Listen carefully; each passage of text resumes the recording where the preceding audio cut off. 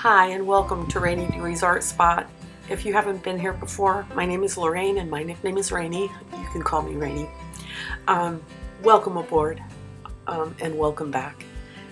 I haven't painted much over the past couple of weeks because you know how it goes, life's been happening. I have found that sometimes I don't find the time or take the time to paint, and then when something happens and I can't paint, it becomes easier to avoid later. So when I ended up with COVID, 10 or 12 days ago, I had already wasted a lot of time watching TV and, you know, just wasting time. And so of course the COVID thing takes a while to recover from, and so here I am, you know, trying to get restarted. And the thing about creating art for me is each time I begin, there is this fear of failure that crops up, and I suppose that comes with the territory when you're trying to, you know, do your best work and test yourself. But for me, the peace and enjoyment in painting or drawing, it drives me back to the art every time, no matter the amount of fear. So here I am, trying to get restarted again. And so what I did first was I did a little study of some chickens that didn't work out 100%. Now I'll try to put a little picture of it here.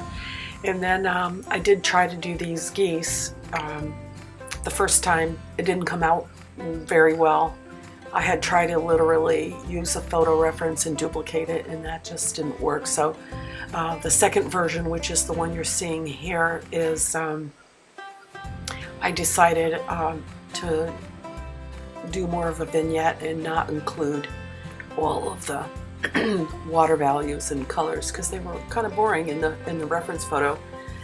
I use reference photos for most of my paintings. These are photos I've taken myself over the years, and the photos usually are pretty bad.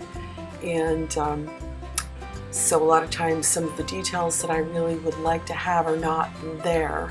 And so what I have decided to do with these photos is use them, and then I can go look online, or for example, I have bird books if I really needed more details for these geese, and I would go try to fill in the blanks with some other reference photo. Like I said, my first try was painting the whole background, and it wasn't good, so I decided that I was gonna crop it and just do a little vignette, and that works a little bit better for this piece.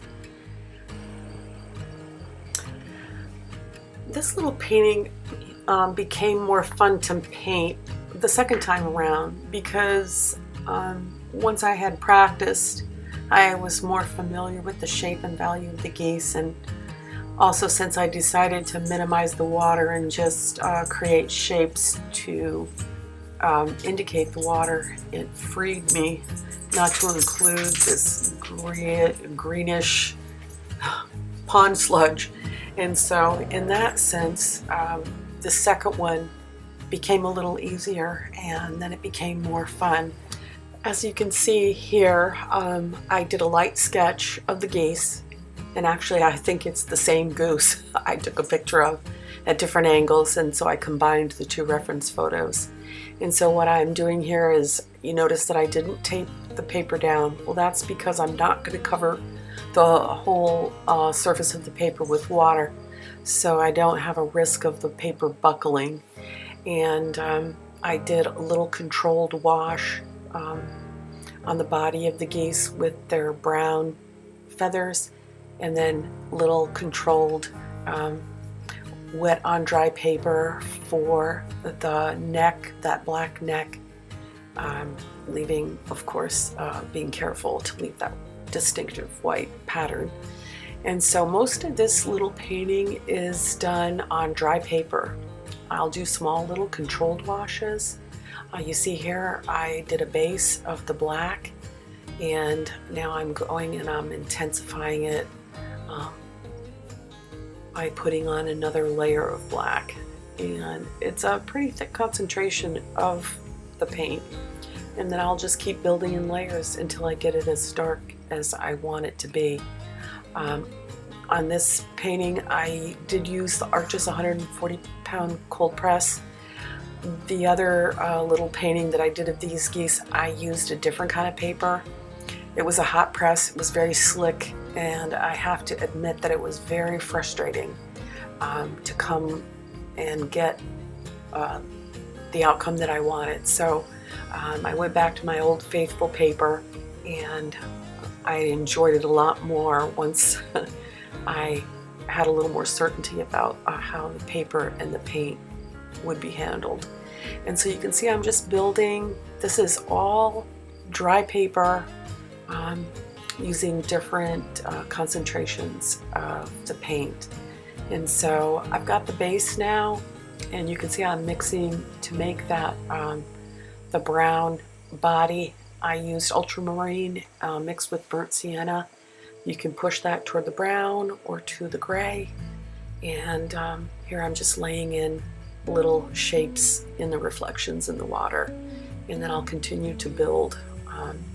It's all dry paper with wet paint. And so you have a lot of control when you use that technique. And I'm all about control as much as you can with watercolor. And it's fun. I had a lot more fun once I got going on this piece. To be sure, you're always going to be challenged each time you try something, especially I'm trying to push myself now. I've had these photos of these geese for years, and I did try to do a pencil drawing of them once, and then I abandoned it because I had decided there wasn't enough information on my reference photo. Well, I'm going to work around that. I have a lot of great reference photos of birds and geese and goats, and I'm just going to go for it. And I think that that attitude is going to hold me in good stead over the long run, and I'm going to grow a lot as an artist because of it. So I'd encourage each of you, take your, we all have our smartphones now, so we can take pictures of everything. Take some photos of your own. I always feel like I do a better job if I'm using a photograph that I have taken myself, so I don't even know if I've used someone else's photo in recent years, because if I snap the shutter, then I obviously was inspired by the scene. So I encourage you to take your own reference photos and then try to do what I'm doing. Just make the best of it. I'm going to insert the reference photo here so you can see that a lot of these details, they're very subtle in the reference photo.